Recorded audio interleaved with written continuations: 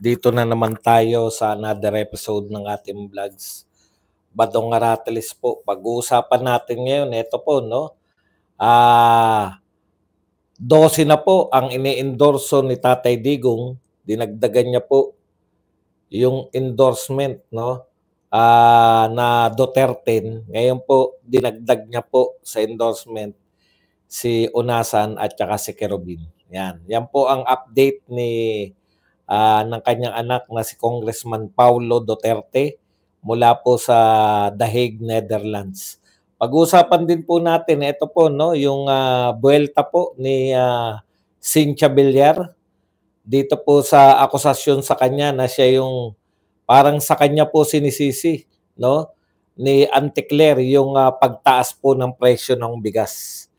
At siyempre pa po, ito po yung latest po natin na leak paper, no?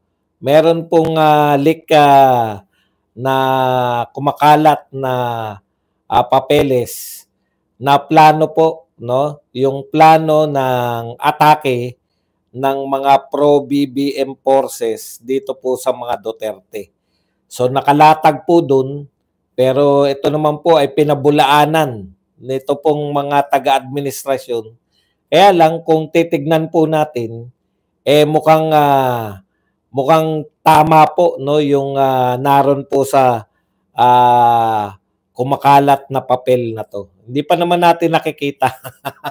Ito po ay balita ng Manila Times.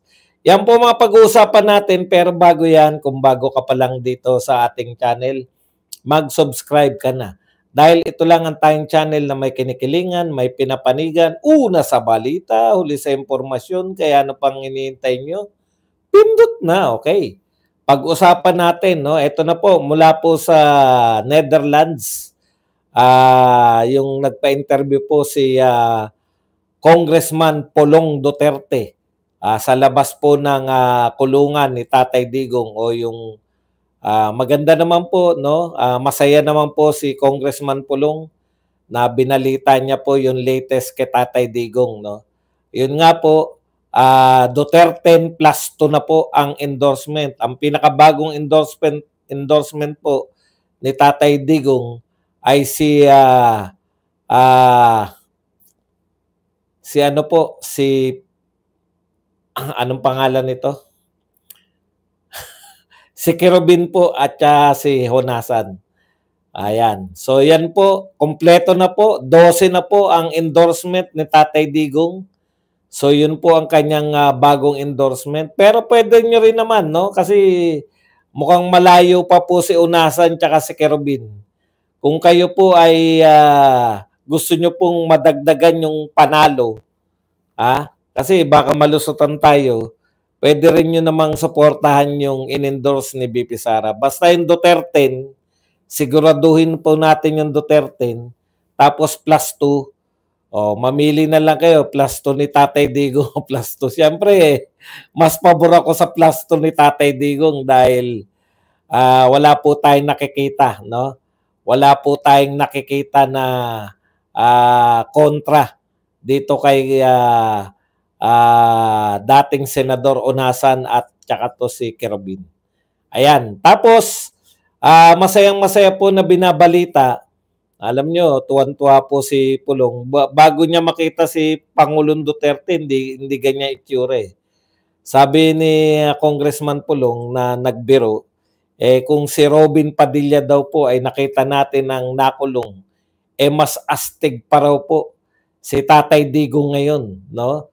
Na nakakulong kaysa kay Robin Padilla, yung bad boy. Yung pagiging bad boy po ni Tatay Digong ay mas bad boy po siya kaysa kay Robin Hood Padilla. Ayan.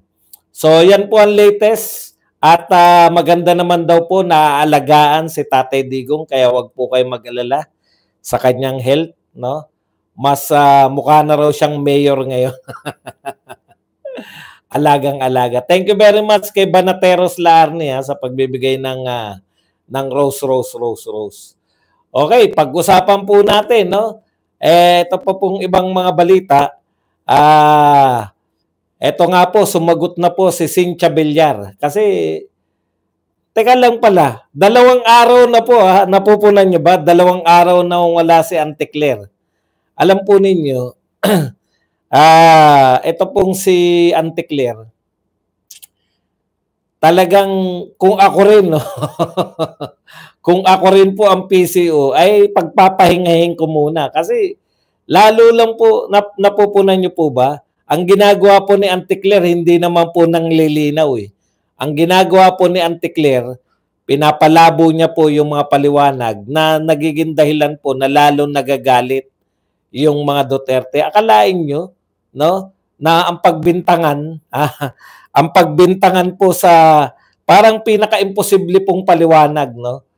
Yung pong paliwanag na ang dahilan kung bakit bumababa ang rating ni BBM ay dahil sa fake news. Napakalaki pong kalokohan, di po ba? Napakalaking kalokohan kung tayo po ay nag-iisip. Alam niyo po ang pinasasaya ni Auntie Claire? Si Auntie Claire po yung galit ka na pero yung lalo kang pinag-iinit, di ba? Galit na tayo sa sitwasyon, galit na tayo na nakakulong si Tatay Digong. Pero pag narinig pa natin si Auntie Claire, imbis na mapayapa ka, kaya po, di po ba? Ang kahulugan po ng real talk po, ang kahulugan po ng kaya kami PCO, kaya ka nag-press con para maliwanagan yung mga tao, no? Kunwari, may mga katanungan sila. Halimbawa, tanong, bakit po bumabagsak ang rating? Lahat naman yan, maliban po dun sa taga-Net 25, lahat po ng press nakausap ni Auntie Claire, panay pro-BBM yan, no? Anti-Duterte lahat. Okay. Kaya nga po, kaya ang pinasasaya lang ni Auntie Claire, yung mga pro-BBM, yung mga vlogger, sila lang tuwan-tuwa. Pero yung mamamayang Pilipino, hindi po makapaniwala sa mga sinasabi nito ni Auntie Claire. No? Si Marcos daw kaya bumabagsak ang rating dahil sa fake news. Akalain mo sabihin yan? Alam po ng lahat, kaya po sumemplang yung rating ni dalawang factor po. Maganda yung paliwanag ni Holmes ng SWS, ay ng Pulse Asia. Hindi naman po biglaan ang pagbagsak ni BBM. Talagang mula yata nung naghiwalay sila ni BP Sara, pabagsak na si BBM. Diyan po nagsimula. Kasi syempre, di ba? Be careful what you wish for. Baka magkatotoo, mas lalo kayo mapahamak. Ano po ba yung mga panalangin nila noon kay BP Sara? Sana mag-resign na daw si BP Sara. Di ba? Mag-resign na daw noon sa kanyang pagiging DepEd. Nung nag-resign, lalo po silang sumemplang. Okay. Kaya nga po, kung ako po, bilang practical, hindi ko alam yung rating ni Unasan eh. Pero dahil ayaw ko po kay Amy Marcos na iboto, okay na ako kay Villar dahil mananalo si Villar, dagdag boto yan, plus si Unasan ako. Okay. Tsaka na po natin yan. Bahala na kayo magpasya. Nariyan na po ang mga barahan natin, no? Definitely, hindi po yung kay Robin na si Tol. Robin. Tanong natin kay Robin. Robin Hood. Paano yan? Paano na yung 13 mo? Ano ka, tablado na si Tol ba? Tablado na si Tol? Okay. Balikan lang po natin yung kay Auntie Claire. Sumagot na po to si Cynthia Villar na wala pong kinalaman. In fact, sabi niya, yung law na ginawa nila, anti-tarification law, kung ano man ang tawag dyan, rice tarification, no? Ay nagdulot po yan. Ang kinontra po nila, yung dati pong bakit ano nangyari? Ano nangyari rito sa TikTok? Okay. ay pagtugon po yan sa mga corruption dito po sa NFA, no? Mali po yung sinasabi ni Auntie Claire na si Cynthia Villar. O yung rice tarification law ni Cynthia Villar, yan yung dahilan kaya hindi bumababa yung presyo ng bigas. Actually, sinabi na po ni BBM ang dahilan po kaya mataas po ang agricultural products sa kanyang pangalawang zona, di ba? Smuggler, tapos yung mga hoarder, at saka price manipulator. Tatlo po Ngayon, so wala tayong nakitang, wala tayong nabalitaan na smuggler na nahuli o naparusahan. Wala rin tayong nakita na hoarder na nahuli o naparusahan. Meron po nahuhuli, bigas. 'Di ba? Bigas lang yung nahuli, hindi kasama yung may-ari. Takang-taka nga ako ang laki-laki ang laki po ng lalagyan ng bigas ng warehouse ng bigas. Tapos hinuli po, bigas lang, wala po yung may-ari. Hindi ko po maintindihan, paano mo, meron bang may warehouse na walang pag-ari? O, di ba? Ayan. So, si Auntie Claire po, 2 araw na pong hindi nag-talk to the people, hindi nag-press briefing. Ano kaya, pinatahimik na kaya si Auntie Claire? Wag naman po, malungkot kami.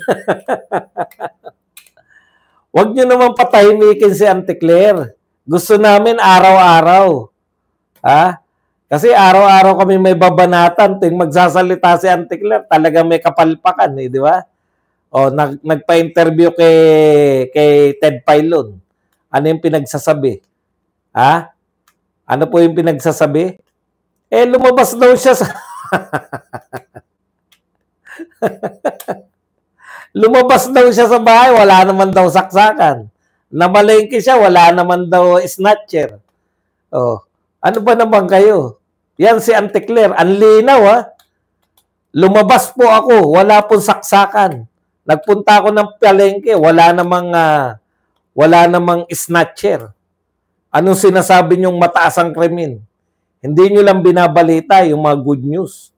Sabi ni Auntie Claire. So may kasalanan kayo. Kayong mga media. Mainstream. Hindi na nakontento si Auntie Claire sa kababanan sa mga vlogger, pati mainstream media. Kayo daw may kasalanan. Kasi balita kayo ng balita na may krimen. Lumabas naman siya, wala naman. Di ba? O sino paniniwalaan namin? Siyempre si Auntie Claire. Lumabas ako, wala naman saksakan.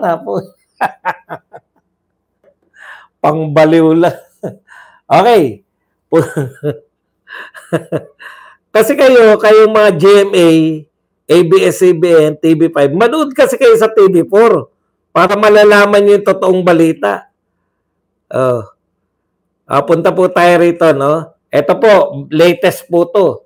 Meron pong tinatawag na nag-leak, no, na papeles ng atake po ng join my team. Yan, join my team. Meron pong leak paper, no? Ito po. Ayan. Tinatawag po tong Oplan Horus, no? Na yung atakihin po yung mga Duterte at yung mga kalaban ng mga pro-BBM, nakalagay po rito sa papel na to yung mga gagawin. Nung pong in-interview tong mga nakapirma, lalo na to si ano po nila, no? Ayan, we have greatly weakened Duterte evil force according to the Oplan Horus. Yan po, no? Yung Oplan Horus po, yan po yung paninirang gagawin nila sa mga Duterte. Napahina na raw si Duterte. Ang problema na sobrahan kayo sa pagpapahina kay Duterte. Si Bongbong ang tinamaan. Si BBM po ang unang humina. Yung anak ni Duterte na pinahihina ninyo, no? Sa pag-atake sa tatay, ine-expect ninyo na humina yung anak. Yan po ang si BP Sara po ang namamayagpag sa rating. Okay, meron pong papel. Ito ha, ililinaw ko kung saan galing tong balita na to. Baka sabihin nyo na naman ay si Badong isa sa mga nagpe-fake news. Ito po ay balita ngayon, April 23, ha? Sa Manila Times. Yan. Sinulat ni Red Mendoza, Kaiser John Puentes, and Catherine Valente. Legit na media po to, ha? Baka sabihin mo, Badong, putya, baka sa SMNA mo lang nakuha yan, ha? Yung binabalita mo. Hindi po. Ito po ay galing sa The Manila Times. Sa The Manila Times po yan. Kaya legit na legit po yan. Kung mali po ang Manila Times, sila... di media pala nagpapakalat ng mali, di ba? Hindi pala mga vlogger. Okay, ano po ang sinasabi nito? Ito po, a leaked document outlines the campaign strategies of the administration back alyansa para sa bagong Pilipinas going into the final 3 weeks before the May 12 election. Normal na po yan, no, na meron pong mga plano. No? Normal naman po, alangan na mawala kayong plano, ang laki-laki ng alyansa. Pag wala silang plano, yun ang hindi normal. No? Lumahok kayo, ang target nyo, 12-0, hanggang sa nababawasan kayo unti-unti. Okay. Including to push, impeach Sara Duterte to have candidates she supports disqualified. Tindi, no? Ayan po pala yung plano, no? Kasama po sa plano yung impeachment ni BP Sara at saka yung ipa-disqualified po yung mga kandidatong sinusuportahan ni BP Sara. Yan po, yan po yung nilalaman nung leak paper na to. Okay. Ang dokumento po ay pangalan, ulitin ko po ito po ay galing sa, galing po to sa Manila Times. Larga na kayo? O nagamit mo yung ano? Mina? Nariyan? Ingat.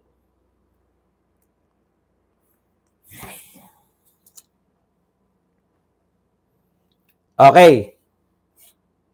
Hindi po, ito po yung plano naman ni plano naman po to ng BBM camp, no? Ang dokumento po ay ang pangalan po ng dokumento ay Mid-Election Campaign Sprint Action Plan. At ito po ay pinirmahan ni Manuel Jose Dalipe. Okay. Pero nung si Manuel Dalipe, ay sabi ni Manuel Dalipe, ito raw po ay hindi raw po siya aware. Hindi raw siya aware na meron siyang dokumentong ganun at meron siyang pinirmahan. He said, that's fake. Usong-uso sa kanila, no? Fake lahat.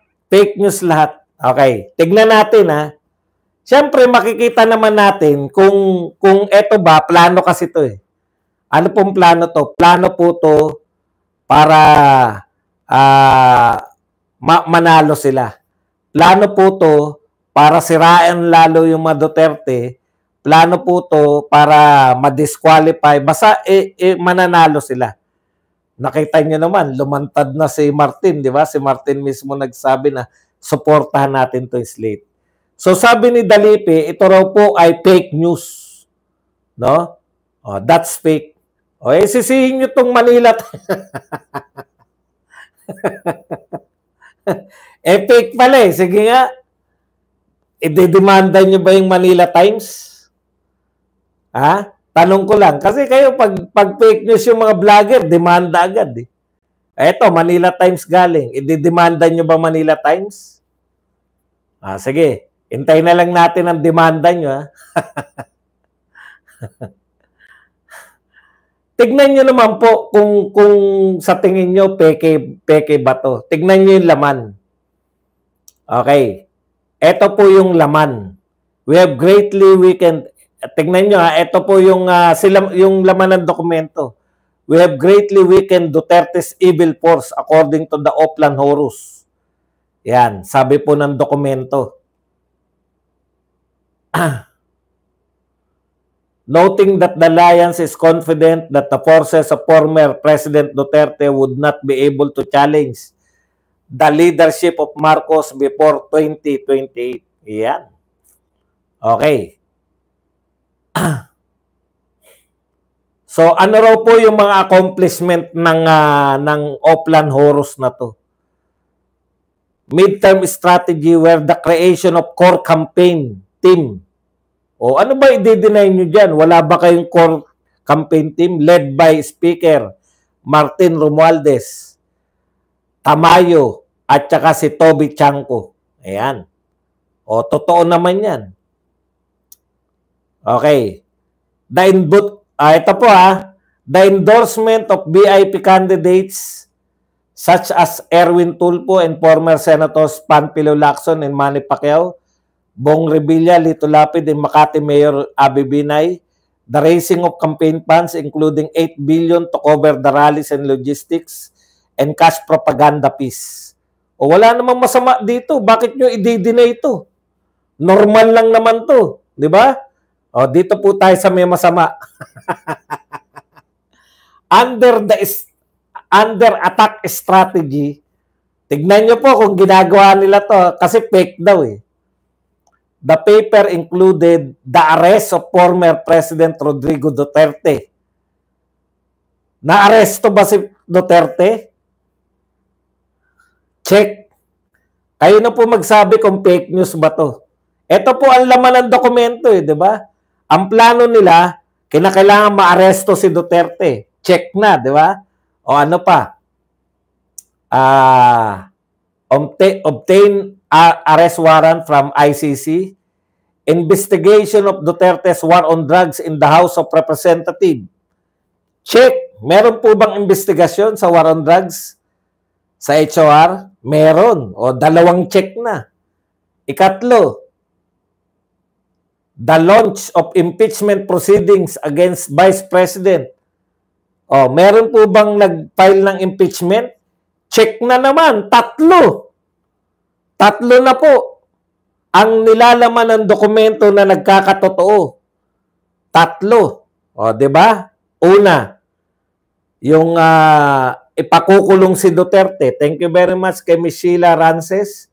Nagbigay ng 2 euros. Ito si Badong. Wow, Badong. O, ikalawa, ay yung imbestigahan yung EJK sa HOR. Ikatlo, mag-file ng impeachment kay BP Sara. Natupad pala lahat eh. Bakit nyo sasabihin fake news? Ano pa po? Weakening the Duterte Alliance through the arrest of tele-evangelist Apollo Kibuloy. Napakulong ba si Apollo Kibuloy? 4 na po. 4 out of 4 na. Kala ko ba peke? Bakit totoo lahat yung laman? Ano pa? Bakit pinakulong daw si Apollo Kibuloy? Which would put a squeeze on Duterte's campaign funds. Yan po, no? Kaya pala pinakulong si Kibuloy para walang pondo yung mga Duterte. Ano pa? Countering misinformation spread by Kibuloy's organization by launching an information campaign on drug war, smuggling, and private armies. Hindi po ba nagaganap to? Kala ko ba fake news? Yan po yung laman eh. Ang sinasabi, gagawa sila ng paraan para mapahina yung mga Duterte. Yun pong mga yun ang lumabas. Kaya po pala, plano po pala yan. Ang tanong ko sa inyo, yan po ba'y naganap o hindi? Napakulong ba si Kibuloy? Napakulong. Napakulong ba si Duterte? Napakulong. Napakulong ba si BP Sara? Hindi pa pala napapakulong si BP Sara. Na-impeach ba si BP Sara? Na-impeach. Nag-imbestiga ba sa war on drugs? Nag-imbestiga. Ano pa ba isa nakalimutan natin? Lahat po naghanap. Pero ang intention po nila, kaya nila ginawa yan, para saan? Para mapahina yung mga Duterte. Plinano pala lahat yan, ayon dito sa dokumento. Sinasabi nila peke. Ano yan, nagkataon lang? Na yung laman ng dokumento, yun yung naganap? Alam niyo po, pag hindi po naganap yung mga sinasabing gagawin, halimbawa, ito yung mga gagawin namin, tapos hindi naganap yan, fake news yun. Gawa-gawa lang yan. Pero lahat po ng sinabi, lahat ng sinabing gagawin dun sa dokumento, so nag-leak na document, lahat po inisa-isa natin makukulong si Duterte. Sasampahan na impeachment si BP Sara, makukulong si Kibuloy. Gigipitin yung SMNI. Ano po ang hindi totoo dyan? Ano yan, nagkataon lang na yung nag-leak na papeles, malamang sa inyo galing yung nag-leak na yan. Kung yan po ay lihim, tapos nakuha ng Manila Times po to Manila Times to Hindi po to mga vlogger. Ito po ay galing sa Manila Times. Inuulit-ulit ko. Yun talaga pala ang nangyari. Yung plano ayon dito sa Oplan Horus na to, yun po ang naganap. Kayo pala may kagagawan yun. Sabi na nga ba Actually, alam naman natin, di ba? Alam naman natin. Pero ito pong dokumento na to ang nagpapatunay na plinano talaga yan. Tapos, fake news. Pag sinabi pong fake news, malayo sa katotohanan. Yung nakalagay dito, yun yung naganap di ba? Paano nyo sasabihin na fake news yan, nag-leak na yan? Pati yung pagpapahuli kay Pastor Kibuloy, imagine niyo parang ang layo nun, no? Pero hindi. Kasama pala yun. Kasama yun para mapahina. Ano ang problema nila? Hindi nila nalaman, hindi nila na-foresee na magiging iba yung reaction ng tao. Akala nila, ay nakulong na si Duterte. Di ba? Ganyan yung mga yan. Badong, nakulong na si Duterte, dapat umiiyak ka na. Hindi umiiyak si Badong, palaban Badong, bakit kayo parang masaya pa kayo mga Duterte? Laban lang kami. Wala na Pinakulong nyo na si Tatay Digong, ano pag gagawin namin? Ipaglalaban na lang namin si Tatay Digong. Paano tayo lalaban, Badong? Iboto natin yung mga pinaboboto niya. Ano sabi ni Tatay Digong? Pag hindi nyo binoto yung Duterte, kalimutan nyo na ako. Hindi ka namin kakalimutan, Tatay Digong. Yung Duterte, iboboto namin. +2. Ayan. Maganda yung option ni BP Sara, yung isa Kursunado ko si Villar kasi papasok si Villar Si Unasan, yan, pwede na yan. Suportahan natin, papasok yung dalawa na yan. Kaysa kay Amy, di ba? Wala akong tiwala kay Amy. Okay. Balikan ko lang muna si Cynthia Villar. Kung totoo, eto Anti-Claire. Kung totoo na si Cynthia Villar yung dahilan ng pagtaas ng presyo ng bigas. Si Cynthia Villar yung kaya hindi bumababa yung presyo ng bigas. Si Badong palaban daw, hindi po, iiyak lang ako, nagkamali lang po ako. Handa na po akong umiyak. Ayun ba gusto mo marinig? Duwag po ako. Ayun ba gusto mo marinig? Naduwag ako. Balik po tayo. Wow, Badong. Si Badong. Wow, Badong. Balikan po natin si Villar lang, si Cynthia. Kung totoo yung sinasabi mo, Anti-Claire, na si Cynthia Villar ang dahilan kung bakit mataas ang presyo ng bigas. Ang tanong ko lang, eto. Bakit? Sige nga, sagutin mo. Bakit lang ang tanong? Eto ang tanong ko sa iyo. Bakit kinuha nyo yung anak bilang kandidato sa alyansa? Kung talagang tingin ninyo, pinahamak ng nanay yung bansa, di ba? O kailan nyo lang ba binanatan si Cynthia Villar? Nung inendorso ni BP Sara si Camille Villar. Hindi nyo naman binabanatan si Cynthia noon eh. Kailan nyo binanatan? Nung napahiya kayo dahil nagpa-endorso si Camille Villar. Sama-sama silang pamilya, nagpa-endorso kay BP Sara. Nakakahiya. Presidente ng Pilipinas. Miyembro ka ng alyansa ng Presidente ng Pilipinas. Pero nagpa-endorso dito sa kalaban ng Presidente. Kaya ang una nyong gagawin, atakehin na si Cynthia Villar. Huwag nyo sabihin 3 taon hindi nyo inatake, biglang-bigla. Atakehin nyo. Pinagbubulan nyo kami, antikler eh. Di ba? Bakit nung hindi pa siya ini-endorso, wala kayong paliwanag na ganyan?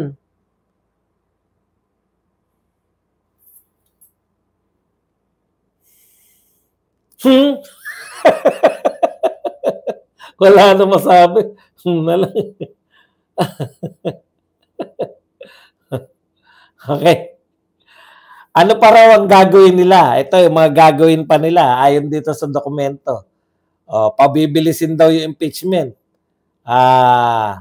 Tapos mananalo sila sa pamamagitan ng FLR, Funds for Later Release, to win Senate votes. Yan. At yan po ay pamumunuan naman ni Escudero. Yan po eh. Oplan Horus. Hindi naman sinama si Villar sa Oplan Horus. Tingin ko ano yan eh, yung immediate na reaction nila na huwag kang paulit-ulit kadapi. Mamaya hindi lang ikaw ang tao diyan sa TikTok. Isa pang ulit mo, tatanggalin na kita. Anak ng pupa, gusto mo ikaw lang? Block na natin to. Pwede akong kontrahin eh, pero paano ba mag-block dito sa hayop na kadapi na to?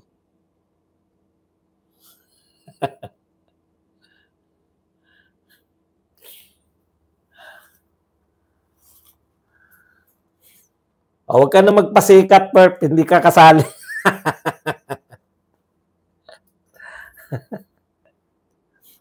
Ito pa po. Ayan na, ito pa po yung mga gagawin nila. Abangan po natin to kung magkakatotoo. Maganda na rin na expose natin. Kung hindi man nila magawa, di may pakinabang yung pagdidiscuss natin.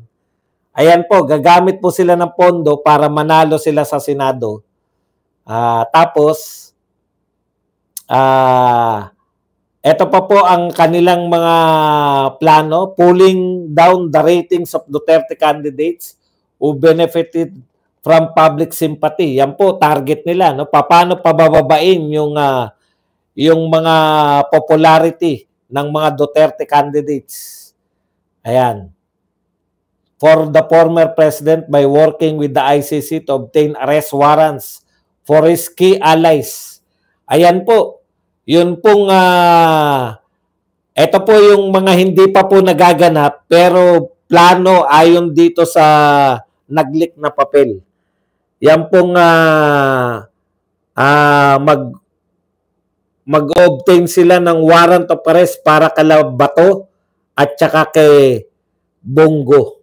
Nakita nyo Kaya pala pa na yan labas nyo na hindi lang si Duterte ang makukulong Isa pala sa plano nila yan.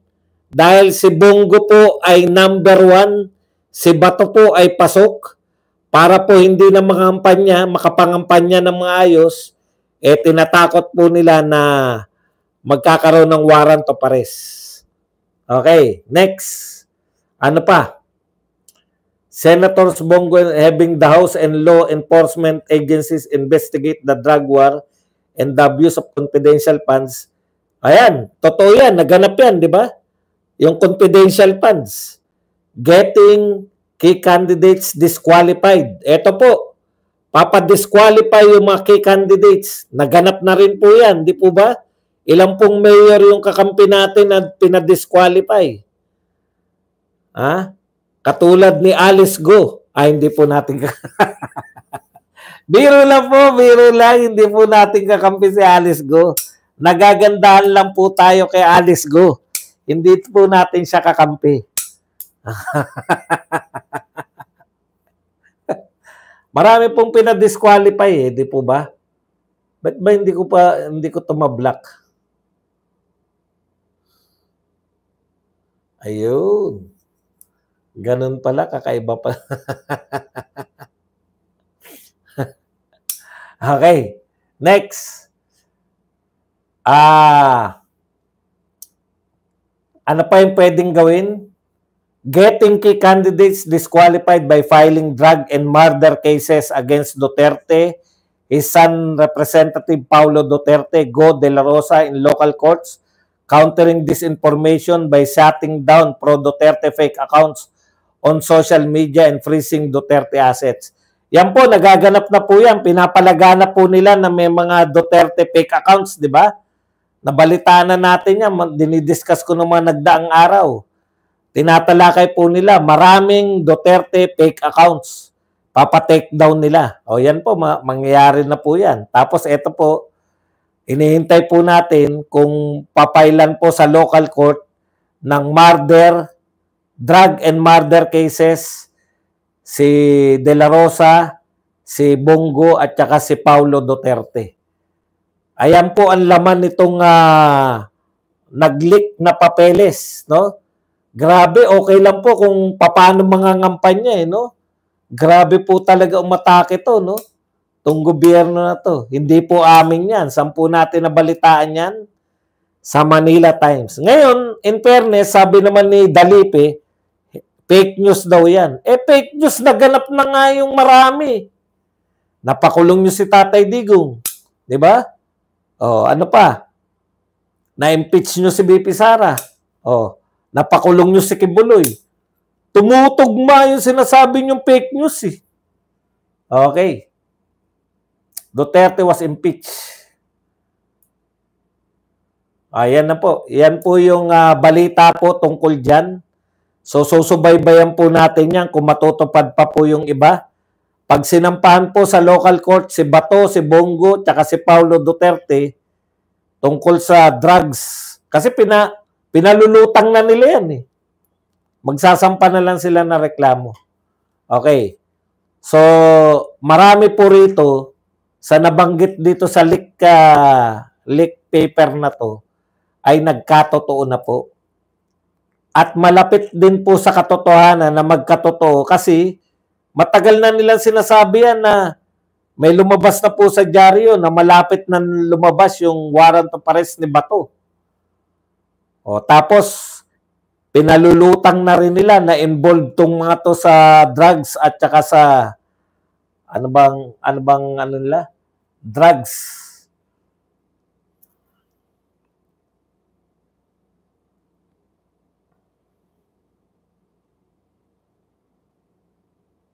Murder. Pag sinampahan po yung tatlo, si Bongo, Bato at saka si Paulo Duterte ng murder at drugs, yari tayo dyan. Totoo po talaga yung laman nito kahit sabihin pa nilang fake news.